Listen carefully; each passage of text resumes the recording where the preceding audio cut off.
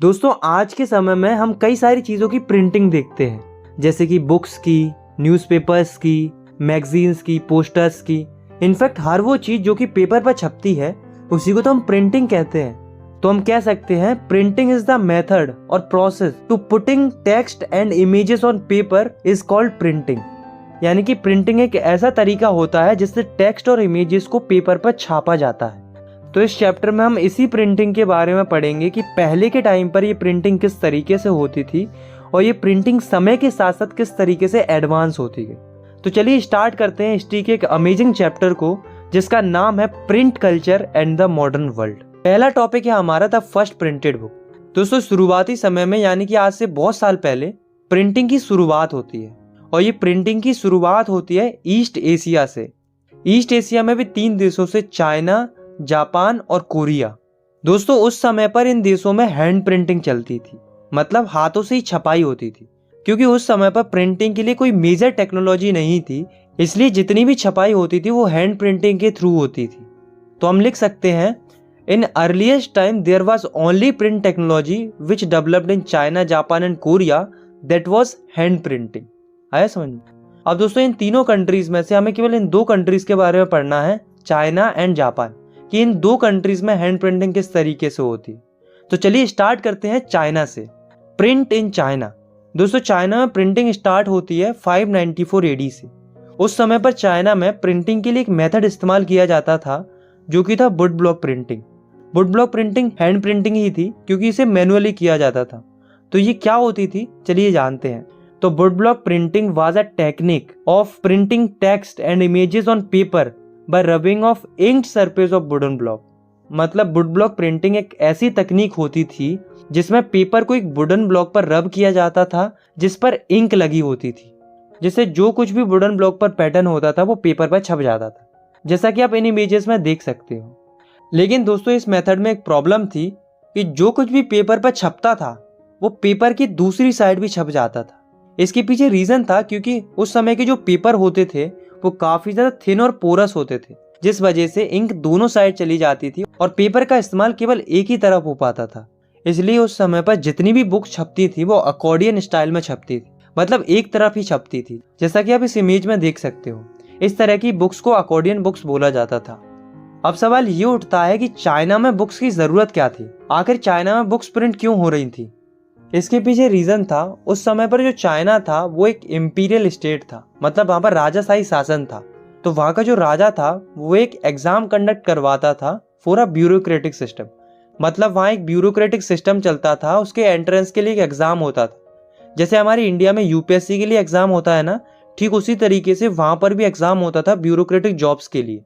तो बहुत सारे चाइनीज एस्पिरेंट इस एग्जाम के लिए पढ़ाई करते थे और ऑब्वियस सी बात है जब वो पढ़ाई करते थे तो उसके लिए उन्हें टेक्स्ट बुक की जरूरत होती थी।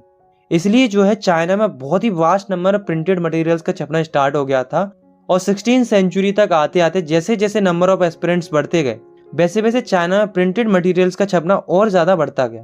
धीरे धीरे 17वीं सेंचुरी तक आते आते चाइना में अर्बन कल्चर बूम करने लगता है, यानी कि शहरीकरण होने लगता है। मतलब गांव के लोग शहरों की तरफ बढ़ने लगते हैं, जिस वजह से प्रिंट चाइना में और भी ज्यादा डाइवर्सिफाइड हो जाता है। प्रिंट का इस्तेमाल केवल स्कॉलर ऑफिशियल्स ही नहीं कर रहे थे, बल्कि कई सारे मर्चेंट्स ने भी ट्रेड इंफॉर्मेशन को कलेक्ट करने के लिए भी प्रिंट का इस्तेमाल करना शुरू कर दिया था। और जैसे जैसे समय निकलता गया वैसे वैसे चाइनीज लोगों का रीडिंग में भी इंटरेस्ट बढ़ने लगा था। अब जो रीडिंग थी वो एक शौक बन गया था, यानी कि एक लेसर एक्टिविटी बन गई थी। इसलिए चाइना के जो नए नए रीडर्स थे वो अपनी प्रेफरेंसेस देना शुरू कर देते हैं अलग अलग बुक्स के लिए, जैसे कि फिक्शनल नैरेटिव्स के लिए, पोइट्रीज के लिए, ऑटोबायोग्राफीज के लिए, एंथोलॉजीज के लिए, रोमांटिक प्लेस के लिए। इसलिए इस तरह की बुक्स का भी प्रोडक्शन बढ़ने लगा था। और तो और दोस्तों जो अमीर महिलाएं थी चाइना की वो भी किताबों को पढ़ना शुरू कर देती है और कई महिलाएं तो अपनी पोइट्रीज को, प्लेस को, बायोग्राफीज को छपवाना भी शुरू कर देती हैं। लेकिन दोस्तों अभी तक जितनी भी छपाई हो रही थी वो हैंड प्रिंटिंग के थ्रू ही हो रही थी, क्योंकि अभी भी मैकेनिकल प्रिंटिंग नहीं आई थी। लेकिन दोस्तों लेट 19वीं सेंचुरी में चाइना में मैकेनिकल प्रिंटिंग आ जाती है और ये मैकेनिकल प्रिंटिंग आती है वेस्टर्न कंट्री से, यानी कि यूरोप से। और जैसे ही मैकेनिकल प्रिंटिंग चाइना में आती है वैसे ही प्रिंटेड मटेरियल का प्रोडक्शन और तेजी से बढ़ने लगता है और देखते ही देखते शंघाई जो है वो एक न्यू प्रिंट कल्चर का हब बन जाता है। तो देखा आपने, जहाँ 19 सेंचुरी से पहले चाइना में हैंड प्रिंटिंग चलती थी, वहीं 19 सेंचुरी के बाद चाइना में मैकेनिकल प्रिंटिंग आ जाती है। Print in Japan.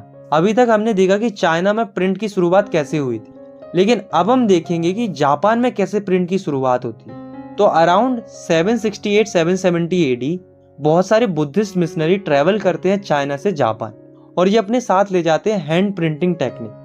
अब इससे हुआ क्या कि जापान में भी हैंड प्रिंटिंग स्टार्ट हो जाती है, और इसी हैंड प्रिंटिंग टेक्निक की मदद से जापान में एक पहली बुक छपती है जिसका नाम था डायमंड सूत्रा। डायमंड सूत्रा जापान की सबसे पुरानी प्रिंटेड बुक थी। इस बुक को लगभग 1868 एडी में पब्लिश किया गया था। इस बुक के अंदर 6 शीट्स थी जिन पर कई सारे टेक्स्ट और वुडकट इलस्ट्रेशन थे।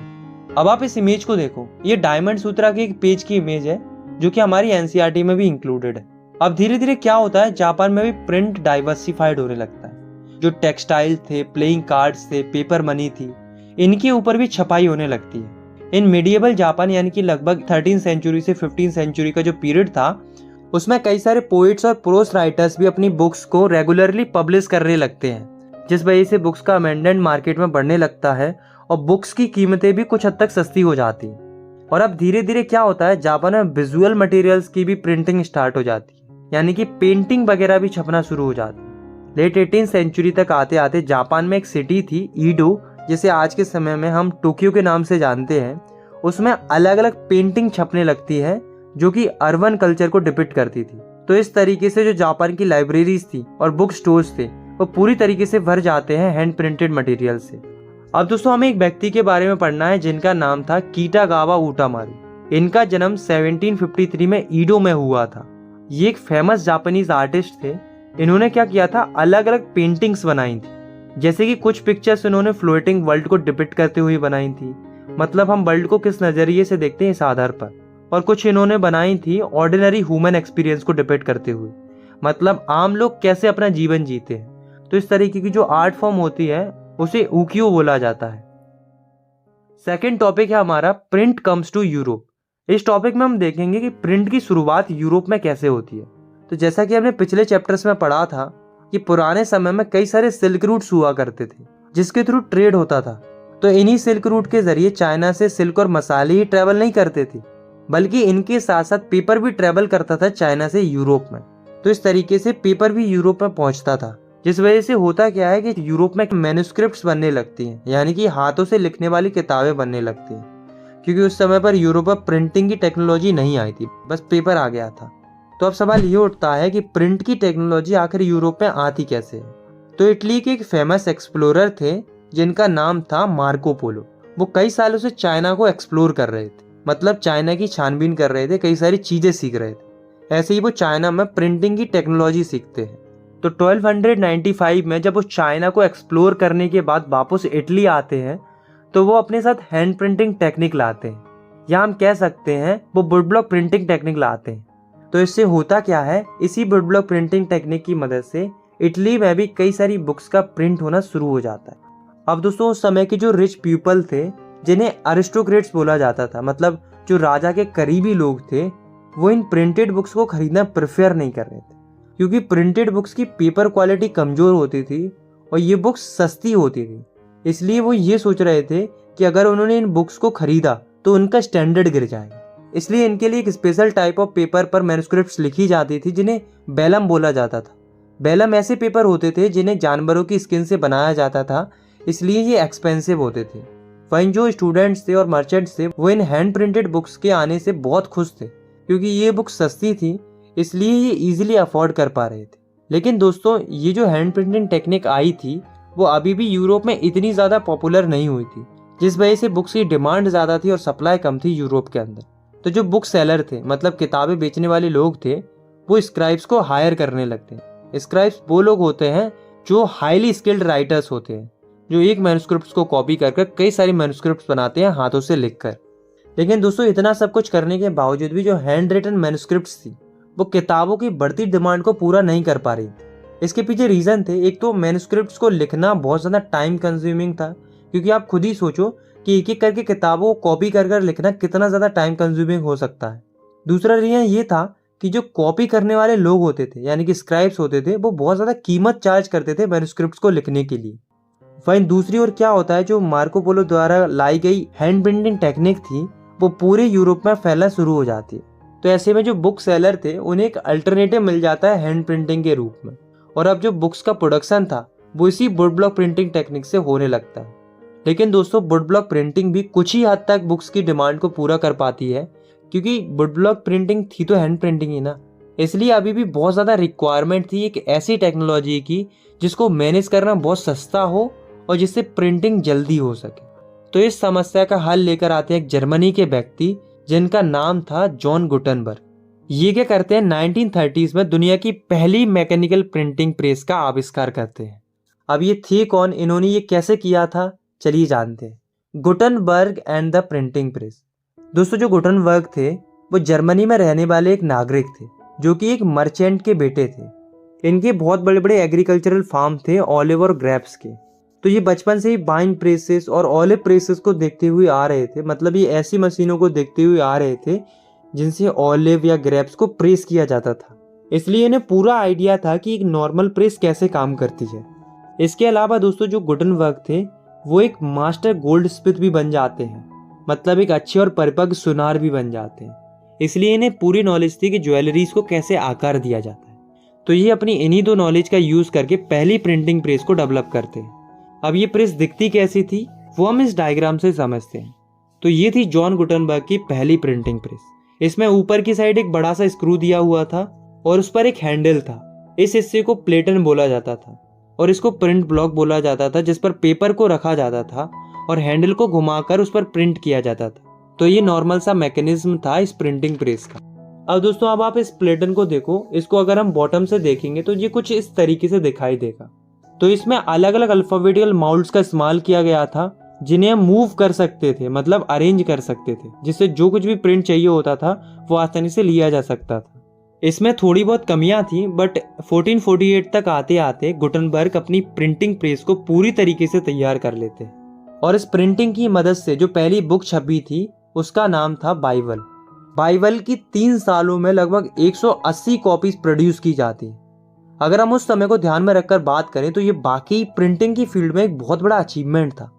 अब दोस्तों ऐसा नहीं था कि प्रिंटिंग प्रेस के आने की वजह से हाथों का काम बिल्कुल ही खत्म हो गया हो, बल्कि किताबों के प्रिंट होने के बाद भी जो किताबों के ऊपर जो कलाकारी करनी होती थी वो अभी भी हाथों से ही होती थी। जैसे कि जो पेज के बॉर्डर बनाए जाते थे वो अभी भी हाथों से ही बनाए जाते थे, या फिर बॉर्डर पर जो डिजाइन वगैरह देना होता था वो भी हाथों से ही दिया जाता था। इसके अलावा जो खाली जगह होती थी वहां पर कोई पैटर्न या इमेजेस बनानी होती थी वो सब हाथों से ही पेंट की जाती थी। 1550 तक आते आते जो प्रिंटिंग प्रेस की टेक्नोलॉजी थी वो धीरे धीरे पूरे यूरोप में फैल जाती है। इससे होता क्या है कि बुक्स का प्रोडक्शन बूम कर जाता है। मतलब जहाँ मिड 15 सेंचुरी में बुक्स का प्रोडक्शन 20 मिलियन था, बाई मिड 16 सेंचुरी तक आते आते बुक्स का प्रोडक्शन 200 मिलियन हो जाता है। तो ये जो शिफ्ट हुआ था हैंड प्रिंटिंग से मैकेनिकल प्रिंटिंग में, इसी को बोला जाता है प्रिंट रेवोल्यूशन। मतलब मैकेनिकल प्रिंटिंग के आने के बाद प्रिंट रेवोल्यूशन की शुरुआत हो चुकी थी। थर्ड टॉपिक है हमारा the print revolution and its impact. मतलब इस टॉपिक में हम जानेंगे कि जो प्रिंट रेवोल्यूशन आया था उससे सोसाइटी के ऊपर क्या इम्पैक्ट पड़ा। A new reading public. दोस्तों अगर हम पुराने समय की बात करें, यानी कि प्रिंट रेवोल्यूशन से पहले किताबें पढ़ने का अधिकार केवल अलाइट लोगों के पास होता था, मतलब राजशाही या अमीर लोगों के पास होता था। इसके पीछे 2 रीजन थे। पहला कि उस समय पर यही लोग पढ़े लिखे होते थे, इसलिए यही लोग किताबों को समझ पाते थे। दूसरा, ये लोग काफी ज्यादा रिच होते थे, इसलिए ये इजीली अफोर्ड कर पाते थे इन किताबों को। वही जो कॉमन सिटीजन थे, मतलब आम लोग थे, वो एक तो बहुत कम पढ़े लिखे होते थे, मतलब इलिटरेट होते थे। दूसरा, ये लोग बहुत ज्यादा गरीब होते थे, इसलिए ये किताबों को अफोर्ड नहीं कर पाते थे। इसी कारण से ये लोग ओरल कल्चर को फॉलो करते थे, मतलब केवल सुनते थे। बड़ी बड़ी गैदरिंग्स वगैरह होती थी जिसमें एक व्यक्ति नरेट करता था और बाकी लोग केवल सुनते थे।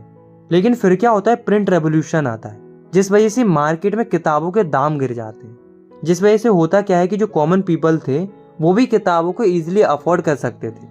लेकिन अभी भी जो कॉमन लोग थे वो ये सोच रहे थे कि वो किताबों को क्यों खरीदे जब वो पढ़ ही लिख नहीं सकते।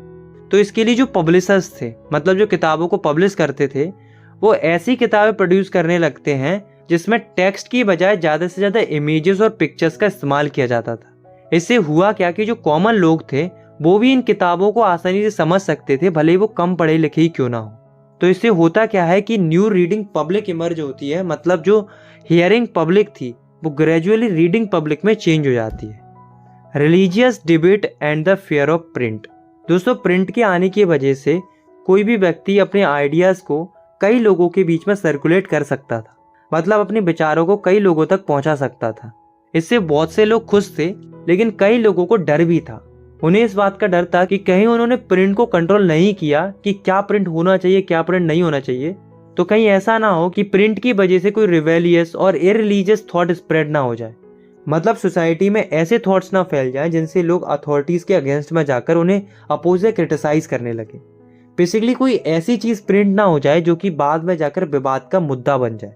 लेकिन इन लोगों को जिस बात का डर था, होता वही है। होता क्या है, 1517 में एक व्यक्ति थे जिनका नाम था मार्टिन लूथर, जो कि एक रिलीजियस रिफॉर्मर थे। तो ये क्या करते हैं, ये 95 थीसिस लिखते हैं। इसमें मार्टिन लूथर क्रिटिसाइज करते हैं रोमन कैथोलिक चर्च को, मतलब रोमन कैथोलिक चर्च की जो अलग अलग रिचुअल प्रैक्टिसेस फॉलो की जाती थी उस समय पर, उनको अपोज करते हैं अपनी 95 थीसिस की मदद से। और क्या करते हैं, ये ओपन चैलेंज करते हैं चर्च को कि दम है तो आओ और मेरे से डिबेट करो इस मुद्दे के ऊपर। देखते ही देखते इनकी राइटिंग की कई सारी कॉपीज प्रोड्यूस होने लगती हैं और कई सारे लोग 95 थीसिस को पढ़ने लगते हैं, जिस वजह से कई सारे लोग इनकी सपोर्ट में आ जाते हैं। और इस कारण से एक नया ग्रुप फॉर्म होता है प्रोटेस्टेंट का। मतलब अब जो चर्च था वो दो ग्रुप्स में बट गया था, कैथोलिक और प्रोटेस्टेंट में। तो देखा आपने कि प्रिंट की वजह से कितना बड़ा चेंज आ गया क्रिश्चियन सोसाइटी में। मतलब प्रिंट में बहुत पावर होती है, ये तो हमें मानना पड़ेगा। इनफैक्ट जो मार्टिन लूथर थे वो भी स्वयं ये कहते थे कि print is the ultimate gift of God and the greatest one. मतलब मार्टिन लूथर कहते थे कि प्रिंट भगवान का दिया हुआ एक परम उपहार है और सबसे बड़ा उपहार है। Print and dissent. दोस्तों, प्रिंट की वजह से क्या होता है कि जो कम पढ़े लिखे लोग होते थे वो जब धार्मिक किताबों को पढ़ते थे तो वे इन किताबों के मैसेजेस को गलत तरीके से इंटरप्रेट कर लेते थे। मतलब उन किताबों के मैसेज को सही ढंग से नहीं समझ पाते थे और कुछ भी गलत छपवा देते थे, क्योंकि तब कोई भी सेंसरशिप नहीं लगी थी, तब कोई भी कुछ भी चीज छाप सकता था। ऐसे ही एक व्यक्ति की कहानी है जिनका नाम था मोनेक्यू। ये इटली के एक मिलर थे जो कि एक मिल में काम करते थे। तो ये क्या करते हैं, अपनी लोकेलिटी की अलग अलग किताबों को पढ़ना शुरू कर देते हैं। इसी बीच क्या होता है, ये बाइबल को भी पढ़ते हैं और ये बाइबल के मैसेज को गलत तरीके से इंटरप्रेट कर लेते हैं और बाइबल के मैसेज को अपोज करते हुए कुछ गलत लिख देते हैं और छपवा देते हैं। इससे क्या होता है, रोमन कैथोलिक चर्च के सेंटीमेंट्स हर्ट हो जाते हैं और वो इन्हें 2 बार पूछताछ के लिए बुलाते हैं और आखिर में इन्हें एक्साइल कर दिया जाता है, यानी कि मार दिया जाता है। तो इन सब बातों को नोटिस करते हुए रोमन कैथोलिक चर्च को ये रियलाइज होता है कि सेंसरशिप लगाना जरूरी है, तभी लोगों को कुछ गलत छापने से रोका जा सकता है। तो इसके लिए 1558 में एक प्रोहिबिटेड बुक्स का इंडेक्स तैयार किया जाता है, यानी कि एक लिस्ट तैयार की जाती है रोमन कैथोलिक चर्च के द्वारा, जिसमें बताया गया था कि किन किन बुक्स का पब्लिश करना प्रोहिबिटेड है, यानी कि वर्जित है। 4th टॉपिक है हमारा द रीडिंग मानिया। दोस्तों, 17th और 18th सेंचुरी में यूरोप में लिटरेसी रेट तेजी से बढ़ रही थी, क्योंकि जो चर्चेस थे उन्होंने अलग अलग विलेजेस में स्कूल्स खोलने शुरू कर दिए थे। 18th सेंचुरी के एंड तक आते आते यूरोप की लिटरेसी रेट 60 to 80% तक बढ़ जाती है, जिस वजह से लोग रीडिंग के लिए पागल हो जाते हैं। यानी कि हर कोई व्यक्ति अब पढ़ना चाह रहा था, यानी कि सोसाइटी में रीडिंग के लिए कंपटीशन बढ़ने लगा था। इसके अलावा यूरोप में सस्ती लिटरेचर छपने लगी थी, जैसे कि एल्मेनिक्स यानी कि जो रिचुअल कैलेंडर्स होते थे उन्हें एल्मेनिक्स बोला जाता था। तो एल्मेनिक्स छपने लगते हैं, बैलेट्स और फोकटेल छपने लगती हैं, इंग्लैंड में चैप बुक छपने लगती हैं, फ्रांस में बिब्लियोथिक ब्लू छपने लगती हैं। ये बेसिकली पॉकेट साइज की छोटी छोटी बुक्स होती थी जिन्हें कैरी करना आसान होता था, प्लस ये काफ़ी सस्ती होती थी। तो इस तरीके की बुक्स भी काफ़ी छपने लगी थी। 18th सेंचुरी के आते आते न्यूज़पेपर्स और जर्नल्स भी मार्केट में आने लगे थे, बट उस समय पर इन न्यूज़पेपर्स में केवल वॉर और ट्रेड से रिलेटेड ही खबरें आती थी। इन सब के अलावा जो अलग अलग साइंटिस्ट और फिलोसफर थे, जैसे कि आइजैक न्यूटन, पेन बुटायर, रूसो, इन सब के जो आइडियाज और थ्योरीज थी वो भी वाइड नंबर में प्रिंट होने लगी थी, जिस वजह से लोग इनको पढ़ने में भी इंटरेस्ट जता रहे थे। तो यहाँ तक हमने इस टॉपिक पे जो कुछ पढ़ा, तो अगर मैं उसे समराइज करूँ तो हमें रीडिंग मानिया क्यों देखने को मिला, मतलब रीडिंग के प्रति पागलपन क्यों देखने को मिला। तो ऐसा इसलिए क्योंकि लिटरेसी रेट बढ़ जाती है, जिस वजह से लोगों को कुछ ना कुछ तो चाहिए था पढ़ने के लिए। दूसरा, मार्केट में छोटी बड़ी रंग बिरंगी किताबें आने लगती हैं, यानी कि different types of printed materials आने लगते हैं, जिस वजह से लोग इन किताबों के ऊपर टूट पड़ते हैं। तो ये जो पागलपन था, कंपटीशन था, इंटरेस्ट था रीडिंग के लिए, इसी को बोला जाता है reading mania. Tremble therefore tyrants of the world. दोस्तों, मिड 18 सेंचुरी तक लोगों को प्रिंट के ऊपर बहुत ज़्यादा भरोसा हो गया था। लोग ये सोच रहे थे कि प्रिंट की वजह से सोसाइटी में प्रोग्रेस एंड एनलाइटमेंट देखने को मिलेगा, और लोगों को देखने को भी मिल रहा था। लोगों का ये भी मानना था कि किताबों की मदद से पूरे वर्ल्ड को चेंज किया जा सकता है और सोसाइटी को डेस्पोटिज्म से आज़ाद कराया जा सकता है। डेस्पोटिज्म मतलब एक ऐसे सिस्टम से आज़ाद कराया जा सकता है जिसमें एक ही व्यक्ति के पास पूरी पावर होती थी, जैसे कि मोनार्की। ऐसे ही फ्रांस के एक नोवेलिस्ट थे जिनका नाम था लुइस सेबेस्टियन मेर्सियर। उनका मानना भी यही था कि the printing press is the most powerful engine of progress and public opinion is the force that will sweep despotism away. मतलब लुइस सेबेस्टियन मेर्सियर बोलते हैं कि प्रिंटिंग प्रेस लोगों की प्रोग्रेस का और लोगों के ओपिनियंस का एक पावरफुल इंजन है जो कि दुनिया के डेस्पोटिज्म को पूरी तरीके से खत्म कर देगा। और दूसरी बात लुइस सेबेस्टियन बोलते हैं, tremble therefore tyrants of the world, tremble before the virtual writers. मतलब लुइस सेबेस्टियन दुनिया के अलग अलग डेस्पोटिक मोनार्क, यानी कि जो जालिम और क्रूअल राजा थे उस समय के, उनकी तरफ इशारा करते हुए कहते हैं कि जितने भी दुनिया के डेस्पोटिक मोनार्क हैं वो डरो, कांपो और थरथराओ, क्योंकि अब जो है वो वर्चुअल राइटर का दौर आ गया है, यानी कि लिखने वालों का दौर आ गया है। क्योंकि अगर राइटर्स ने कुछ भी राजा के अगेंस्ट में लिख दिया और वो बात प्रिंट होकर लोगों में फैल गई, तो लोग राजा के खिलाफ में विद्रोह कर देंगे और राजा के सिस्टम को पूरी तरीके से नष्ट कर देंगे। और दोस्तों ऐसा हुआ भी। दोस्तों जो फ्रांस रेवोल्यूशन हुआ था उसमें प्रिंट का काफी बड़ा रोल था। तो चलिए जानते हैं कि फ्रांस रेवोल्यूशन में प्रिंट का क्या रोल था। Print culture and the France revolution. दोस्तों बहुत सारे हिस्टोरियंस ऐसा आर्ग्यू करते हैं कि जो फ्रांस रेवोल्यूशन हुआ था वो प्रिंट कल्चर के आने की वजह से ही हुआ था। अब हिस्टोरियंस ऐसा क्यों कहते हैं, इसके पीछे 3 रीजन है। बेसिकली वो इसके पीछे 3 आर्ग्यूमेंट देते हैं। पहला, print popularise the ideas of the enlightenment thinker.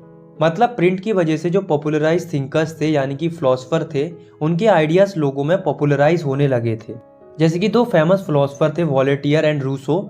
ये क्या करते थे, ये अटैक करते थे चर्च के अथॉरिटीज को और डेस्पोटिक पावर्स को अपनी राइटिंग की मदद से।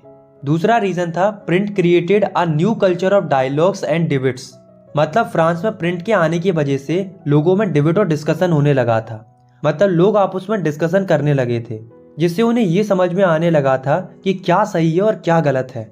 इसलिए लोग जो एग्जिस्टिंग आइडियाज और बिलीफ थे जो कि पुराने समय से चले आ रहे थे, उन्हें क्वेश्चन करने लगे थे।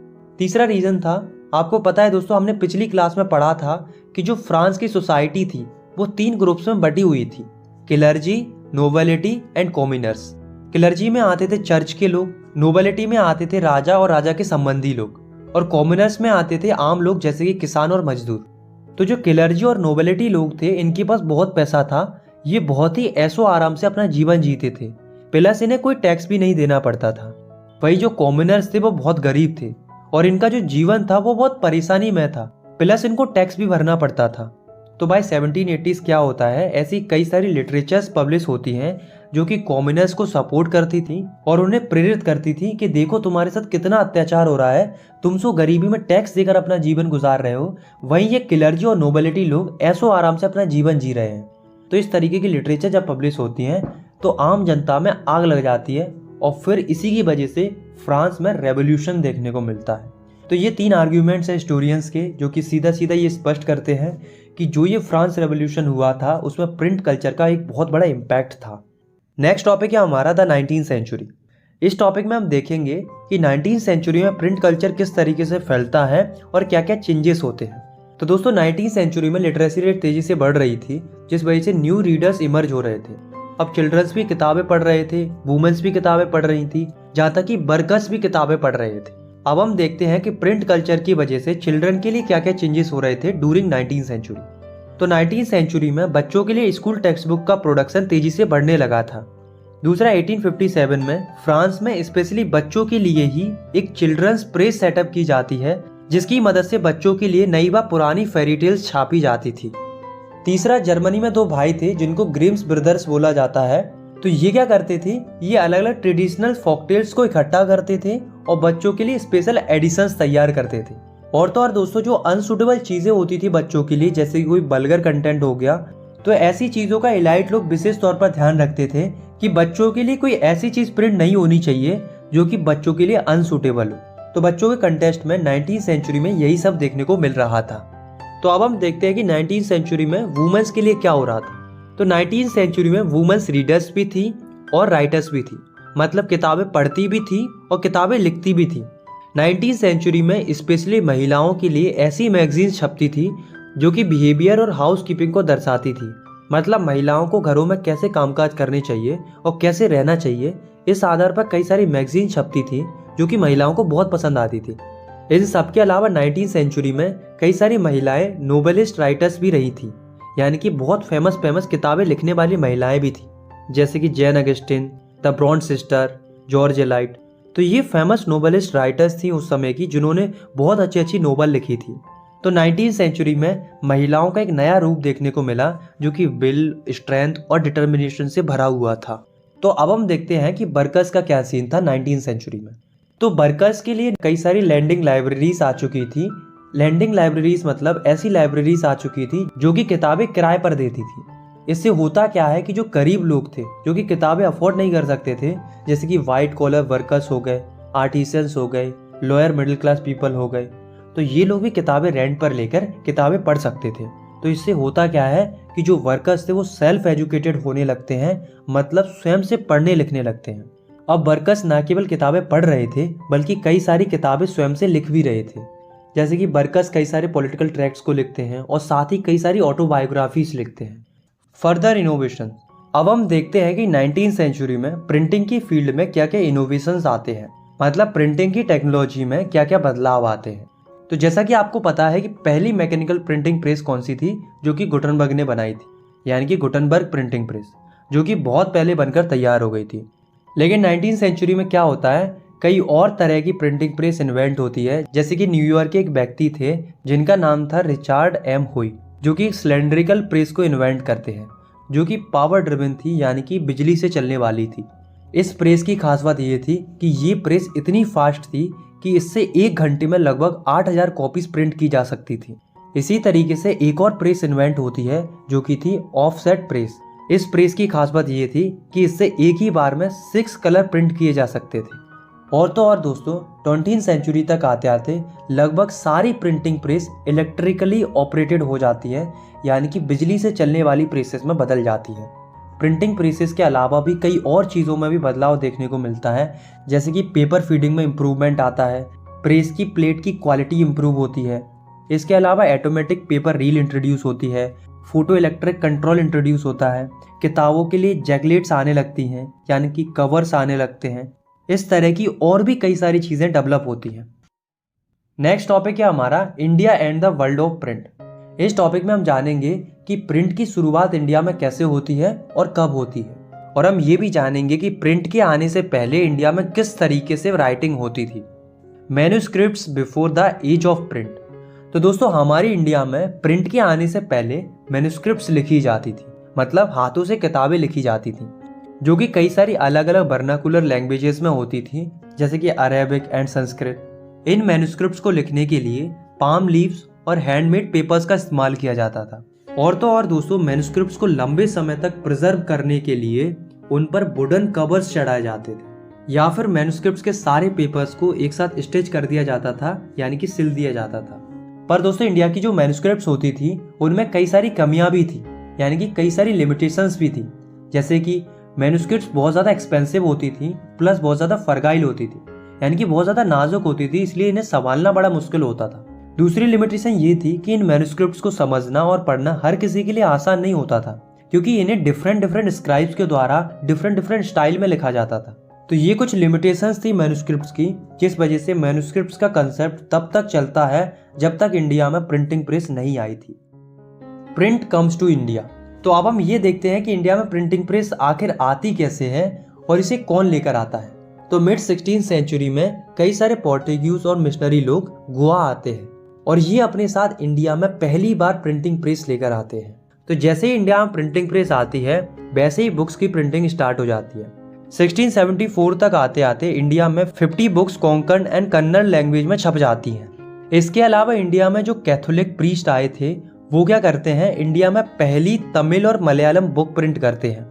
और 1710 तक आते आते इंडिया में जो डच मिशनरीज आए थे वो भी इंडिया में 32 तमिल टेक्स्ट प्रिंट करते हैं। लेकिन दोस्तों अभी तक जो भी प्रिंटिंग हो रही थी इंडिया में वो सब रीजनल लैंग्वेजेस में हो रही थी, कोई भी चीज़ इंग्लिश लैंग्वेज में प्रिंट नहीं हो रही थी।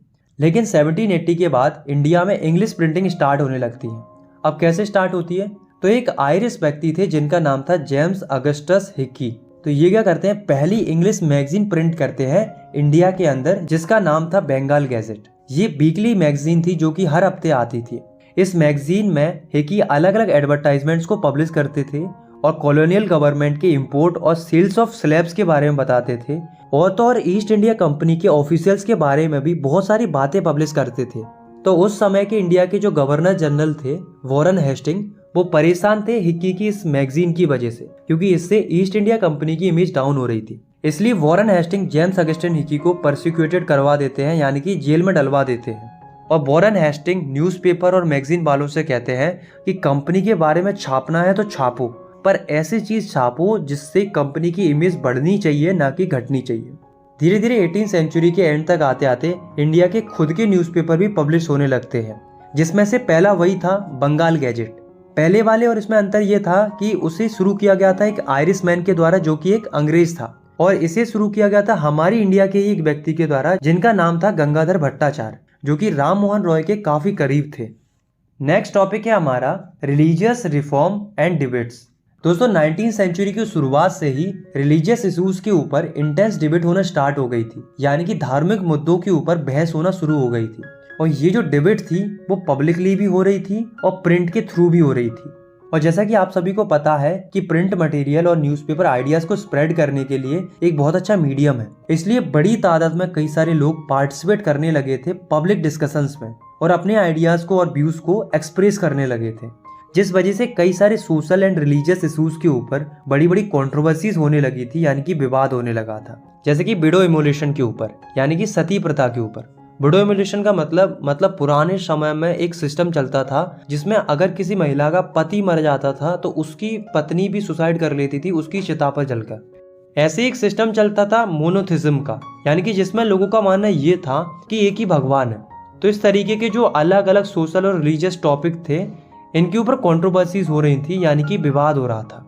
कई सारे रिफॉर्मर्स का मानना ये था कि ये सब जो हो रहा है वो सही हो रहा है, और कई सारे रिफॉर्मर्स ये मान रहे थे कि ये सब जो हो रहा है वो गलत हो रहा है। तो इस तरीके से आपस में डिबेट हो रही थी। तो ये जो रिफॉर्मर्स थे वो अपने आइडियाज को और बिलीव्स को बड़ी तादाद में पहुंचाने के लिए रोज प्रिंट करते थे, और वो भी वर्नाकुलर लैंग्वेज में प्रिंट करते थे, यानी कि लोकल लैंग्वेज में प्रिंट करते थे ताकि ज्यादा से ज्यादा लोग पढ़ पाएं।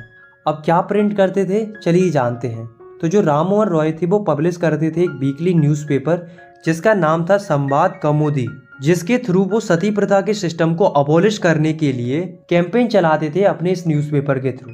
तो कई सारे हिंदू बिलीफ के लोग जो कि ये मानते थे कि सती प्रथा का सिस्टम सही है, वो इन्हें अपोज करने के लिए 1821 में एक न्यूज़पेपर चालू करते हैं जिसका नाम था समाचार चंद्रिका, जिसके थ्रू वो अपोज करते थे राम मोहन रॉय के इस ओपिनियन को। ऐसे ही 1822 में 2 पर्शियन न्यूज़पेपर भी पब्लिश होना शुरू हो गए थे, जिसमें से पहला था जामी जहान नामा और दूसरा था सारसुल अकबर। सिमिलरली 1822 में ही एक गुजरात न्यूज़पेपर भी अपीयर होने लगा था जिसका नाम था बॉम्बे समाचार। अब हम देखते हैं कि मुस्लिम लोगों में प्रिंट की क्या भूमिका थी, यानी कि role of print among Muslim people in 19वीं सेंचुरी। तो अगर हम नॉर्थ इंडिया की बात करें तो मुस्लिम डायनेस्टी के खत्म होने के बाद जो मुस्लिम लोग थे वो बहुत ज़्यादा डर रहे थे। किससे डर रहे थे? कॉलोनियल गवर्नमेंट से, क्योंकि मुस्लिम्स को लग रहा था कि कहीं कॉलोनियल गवर्नमेंट उनका कन्वर्जन ना करा दे, यानी कि धर्म ना बदलवा दे, उन्हें मुस्लिम से क्रिश्चियन ना बना दे। इसलिए मुस्लिम जो है वो डर रहे थे। तो जो मुस्लिम उलेमास थे, यानी कि मुस्लिम धर्म के जो प्रचार करता थे, वो क्या करते हैं, उर्दू और पर्शियन लैंग्वेज में कई सारी होली स्क्रिप्चर्स का संवाद छापते हैं, कई सारे रिलीजियस न्यूज़पेपर छापते हैं ताकि मुस्लिम लोग अपने धर्म के प्रति जागरूक रह सकें और उन पर कॉलोनियल गवर्नमेंट का इन्फ्लुएंस ना हो सके।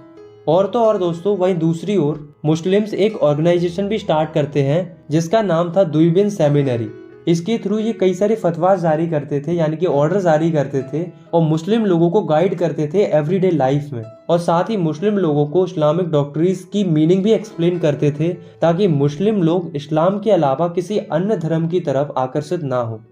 अब हम देखते हैं कि हिंदू लोगों में प्रिंट की क्या भूमिका थी। Role of print among Hindus people in 19th century. तो प्रिंट के पॉपुलर होने के बाद हिंदू लोगों ने भी कई सारी रिलीजियस बुक्स को पढ़ना स्टार्ट कर दिया था। मार्केट में बहुत सारी हिंदू रिलीजियस बुक्स प्रिंट होने लगी थी, वो भी वर्नाकुलर लैंग्वेज में, यानी कि लोकल लैंग्वेज में। जैसे कि 1810 में कलकत्ता में तुलसीदास जी की रामचरितमानस का पहला प्रिंटेड एडिशन प्रिंट होता है, जो कि अवधी लैंग्वेज में था। इसके अलावा 1880s के बाद से कई सारे रिलीजियस टेक्स्ट के ऊपर कई सारे चीफ लिथोग्राफिक एडिशंस आने लगते हैं। ये बहुत ही ब्यूटीफुली डिज़ाइन होते थे, प्लस ये बहुत सस्ते होते थे, तो कई सारे लोग इन्हें खरीद रहे थे। और तो और दोस्तों, इंडिया में अलग अलग जगहों पर प्रिंटिंग प्रेस सेटअप होने लगी थी, जो कि मुख्य रूप से रिलीजियस टेक्स्ट पर ओरिएंटेड थी, मतलब मुख्य रूप से धार्मिक किताबें ही प्रिंट करती थी। जैसे कि नवल किशोर प्रेस, जो कि लखनऊ में सेटअप की गई थी, और श्री वेंकटेश्वर प्रेस, जो कि बॉम्बे में सेटअप की गई थी। इस तरह की कई सारी प्रेस सेटअप होने लगती हैं, जिस वजह से जो रिलीजियस टेक्स्ट थे वो वाइडर ऑडियंस तक पहुंचने लगते हैं और लोगों के बीच में रिलीजन से रिलेटेड मुद्दों पर डिस्कशन, डिबेट्स और कंट्रोवर्सीज होने लगती हैं। और अगर हम दूसरे नज़रिए से देखें तो प्रिंट की वजह से लोग एक दूसरे के साथ कनेक्ट भी हो रहे थे। तो कहने का मतलब ये है कि प्रिंट की वजह से कई लोगों के बीच में लड़ाई भी हो रही थी और कई लोगों के बीच में दोस्ती भी हो रही थी। 8th टॉपिक है हमारा न्यू फॉर्म ऑफ पब्लिकेशन। तो जैसा कि हमने देखा था कि यूरोप में समय के साथ साथ नई नई किताबें पब्लिश हो रही थी, ठीक उसी प्रकार से इंडिया में भी ना केवल रिलीजियस टेक्स्ट प्रिंट हो रहे थे, बल्कि और भी नई नई चीज़ें पब्लिश होना शुरू हो गई थी। डिफरेंट टाइप्स के प्रिंटेड मटेरियल्स आना शुरू हो गए थे। जैसे कि नोवेल्स आई पहले यूरोप में थी, लेकिन नोवेल्स का कल्चर धीरे धीरे इंडिया में भी आ गया था। अब नोवेल्स में छपता क्या था? तो नोवेल्स में छपता था लोगों का जीवन, उनके एक्सपीरियंसेस, उनके इमोशंस और उनके रिलेशंस। इन विषयों पर जो है इंडिया में भी नोवेल छपना शुरू हो गई थी। और इंडिया में अलग अलग लिटरेसी फॉर्म आने लगी थी, जिसमें लिरिक्स होते थे, शॉर्ट स्टोरीज होती थी, ऐसे होते थे। इस तरह की कई सारी लिटरेचर्स आने लगी थी जो कि लोगों के जीवन और भावनाओं पर आधारित होती थी। इसके अलावा विजुअल प्रिंटेड मटेरियल्स का आना शुरू हो गया था, यानी कि पेंटिंग्स का आना शुरू हो गया था, यानी कि बड़ी स्केल में पेंटिंग्स भी छपने लगी थी। पेंटिंग की खास बात ये थी कि कुछ लिखा भी नहीं होता था ना, तो भी लोग आसानी से समझ सकते थे। जैसे कि आप इस पेंटिंग को देखो, इसमें कुछ लिखा नहीं है, लेकिन फिर भी हमें समझ में आ रहा है कि ये एक गांव का सीन है। इसमें एक महिला चरखा चला रही है, ये चारपाई बना रहे हैं, यहाँ पर ये पानी भर रहे हैं। तो भले ही कुछ लिखा नहीं है, लेकिन फिर भी हमें समझ में आ रहा है। तो पेंटिंग्स के छपने की वजह से समझना आसान हो गया था। तो ऐसे ही व्यक्ति थे जिनका नाम था राजा रवि वर्मा, जो कि बहुत ही फेमस पेंटर थे उस समय के। तो अगर आप इनकी पेंटिंग को देखना चाहते हो तो आप देख सकते हो कि ये कितनी प्यारी प्यारी पेंटिंग्स बनाते थे। तो इनका बहुत ही प्रोमिनेंट रोल था इंडिया में पेंटिंग को डेवलप करने में। और तो और दोस्तों, उस समय पर इंडिया में कार्टून्स और कैरिकल्चर्स भी छपना शुरू हो गए थे। इनका इस्तेमाल उस समय पर किया जाता था सोशल और पॉलिटिकल इशूज पर कमेंट करने के लिए। तो देखा आपने कि इंडिया में किस तरीके से न्यू फॉर्म ऑफ पब्लिकेशन आया, और इससे हमें रिलीजन का, ट्रेडिशंस का, पॉलिटिक्स का और सोसाइटी का एक नया शेप देखने को मिला। Women and print. धीरे धीरे इंडिया में महिलाओं के जीवन और उनके विचारों के बारे में लिखना शुरू हो गया था। स्पेशली जो मिडिल क्लास की महिलाएं थी, उन्होंने भी पढ़ना शुरू कर दिया था। जहाँ तक कि जो जर्नल्स थे, उन्होंने भी महिलाओं के बारे में छापना शुरू कर दिया था कि महिलाओं को पढ़ना कितना ज़रूरी है।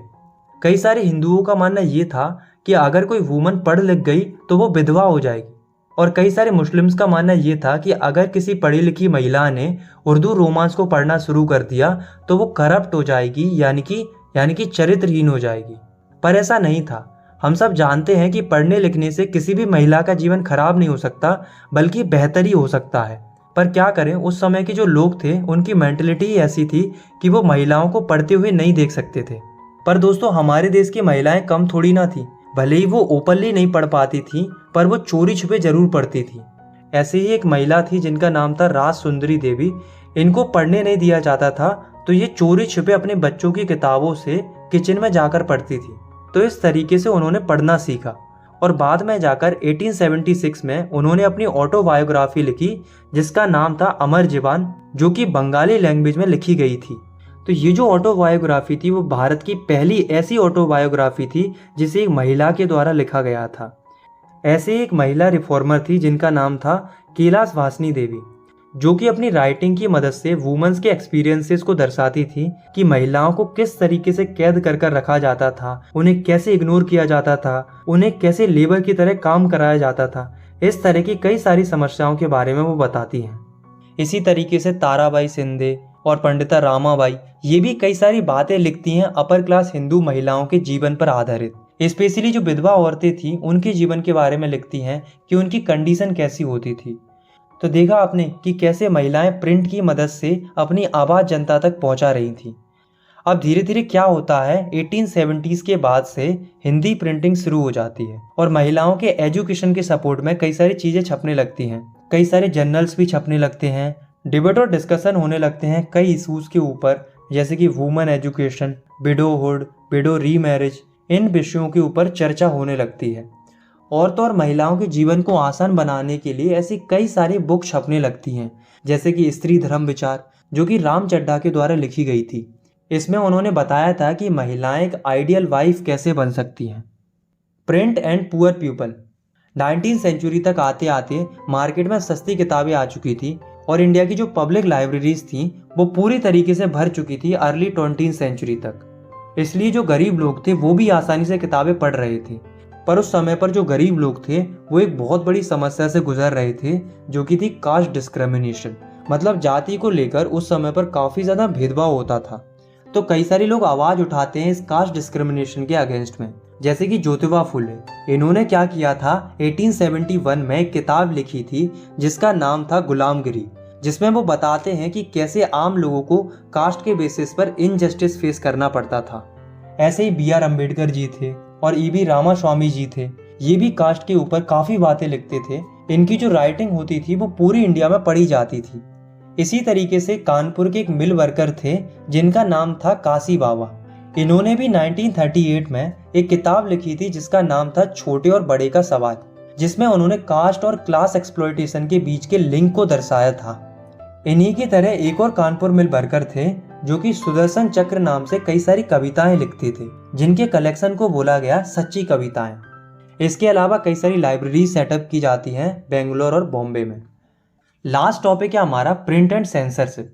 सेंसरशिप का मतलब होता है किसी भी चीज़ को सेंसर करना, मतलब किसी भी चीज़ को सप्रेस करना या पाबंदी लगाना। तो इस टॉपिक में हम देखेंगे कि प्रिंट के कंटेस्ट में क्या क्या सेंसरशिप लगाई गई थी, मतलब क्या छपना चाहिए क्या नहीं छपना चाहिए। तो बिफोर 1798 जो कॉलोनियल गवर्नमेंट थी वो इतना ज़्यादा ध्यान नहीं दे रही थी प्रिंट सेंसरशिप को लेकर, क्योंकि तब उन्हें कोई अपोज करने वाला ही नहीं था। लेकिन धीरे धीरे क्या होता है कि जो इंग्लिश मैन थे, मतलब उस समय पर इंडिया में जो अंग्रेज रहते थे, वो क्रिटिसाइज करने लगते हैं कंपनीज को जो कि मिसरूल कर रही थी इंडिया में। तो कंपनी वालों को ये डर था कि कहीं इसी तरीके से क्रिटिसिज्म होता रहा तो कहीं ऐसा ना हो कि उनकी जो ट्रेड मोनोपोली है वो इंडिया में बर्बाद हो जाए। तो इसके लिए क्या होता है, by 1820 Kolkata supreme court regulations pass करता है प्रेस फ्रीडम को कंट्रोल करने के लिए, और साथ ही इंकरेज करता है ऐसे पब्लिकेशंस को जो कि ब्रिटिश कंपनीज के बारे में अच्छा छापते थे। फिर क्या होता है, 1835 में जो एडिटर थे इंग्लिश न्यूज़पेपर और वर्नाकुलर न्यूज़पेपर के, वो पेटिशन डालते हैं गवर्नमेंट जर्नल के लिए, मतलब एक फॉर्मल रिक्वेस्ट करते हैं कि हमें पहले की तरह फ्रीडम ऑफ प्रेस चाहिए, मतलब कोई भी कुछ भी छाप सकता है, कोई भी सेंसरशिप नहीं होनी चाहिए। तो उस समय के जो गवर्नर जनरल थे इंडिया के वो थे बेंटिक, तो वो मान जाते हैं प्रेस लॉ को रिवाइज करने के लिए, मतलब पहले जैसा करने के लिए। तो थॉमस मैकाले जो कि एक ब्रिटिश ऑफिशियल थे, वो नए रूल्स बनाते हैं जिससे पहले जैसी फ्रीडम ऑफ प्रेस वापस आ जाती है, अब कोई भी कुछ भी छाप सकता था। इसके बाद क्या होता है, 1857 में एक बहुत बड़ा रिवॉल्ट होता है, और हम सभी जानते हैं कि 1857 का जो रिवॉल्ट था वो पहली लड़ाई थी जो कि हमने अंग्रेजों के खिलाफ में लड़ी थी। हाँ, ये वही लड़ाई थी जो कि महारानी लक्ष्मीबाई के द्वारा लड़ी गई थी। इसे हिंदी में 1857 की क्रांति बोला जाता है। तो इतने बड़े रिवॉल्ट की वजह से होता क्या है, फ्रीडम ऑफ प्रेस का एटीट्यूड ही चेंज हो जाता है। रिवॉल्ट के बाद वर्नाकुलर न्यूज़पेपर वाले अब नेशनलिस्ट बन गए थे, मतलब ऐसी चीजें प्रिंट करने लगे थे जिससे लोगों में देशभक्ति की भावना जगने लगी थी। तो ऐसे में जो कॉलोनियल गवर्नमेंट थी वो टेंशन में आ गई कि कुछ तो करना पड़ेगा। तो 1878 में एक वर्नाकुलर प्रेस एक्ट पास होता है, जिसके तहत गवर्नमेंट नजर रखती थी वर्नाकुलर न्यूज़पेपर के ऊपर कि कुछ गलत प्रिंट तो नहीं हो रहा। अगर कोई न्यूज़पेपर ऐसी चीज़ प्रिंट करते हुए पाया जाता था जो कि कॉलोनियल गवर्नमेंट के अगेंस्ट में होती थी तो उसे पहले वार्निंग दी जाती थी, और वार्निंग के बावजूद भी अगर कोई नहीं मानता था तो उस पूरी न्यूज़पेपर प्रेस को ही सीज कर दिया जाता था। लेकिन दोस्तों, इतनी सेंसरशिप के बावजूद भी इंडिया में नेस्लिम से रिलेटेड आर्टिकल्स का प्रिंट होना बंद नहीं होता है। कई सारे लोग जेल जा रहे थे, कई सारे न्यूज़पेपर सीज हो रहे थे, लेकिन फिर भी प्रिंटिंग जारी थी क्योंकि लोगों में नेशनलिज्म की फीलिंग जग रही थी। 1907 में बाल गंगाधर तिलक एक आर्टिकल लिखते हैं केसरी न्यूज़पेपर में, जिसके चलते उन्हें जेल जाना पड़ता है। लेकिन दोस्तों, इस बात से पूरे देश में हड़कंप मच जाता है और प्रोटेस्ट होने लगते हैं। तो यहाँ पर हमारा ये चैप्टर ख़त्म होता है। इस चैप्टर से हमें क्या पता चला कि प्रिंट कल्चर की मदद से लोगों को एक नई आवाज़ मिली जिससे वो अपने व्यूज़ को जनता में पहुँचा पाए और अपनी हक की लड़ाई लड़ पाए। तो जो आज हम प्यारी प्यारी बुक्स देखते हैं, मैगजीन्स देखते हैं, वो यूं ही प्रिंट नहीं होती हैं, बल्कि उनकी प्रिंटिंग के पीछे एक बहुत पुराना इतिहास रहा था जो कि आज हमने इस चैप्टर में पढ़ा। आई होप आपको ये वीडियो पसंद आई होगी। अगर आपको ये वीडियो पसंद आई तो आप इस वीडियो को लाइक कर सकते हो, चैनल को सब्सक्राइब कर सकते हो। मिलते हैं नेक्स्ट वीडियो में, तब तक के लिए टेक केयर, बाय बाय।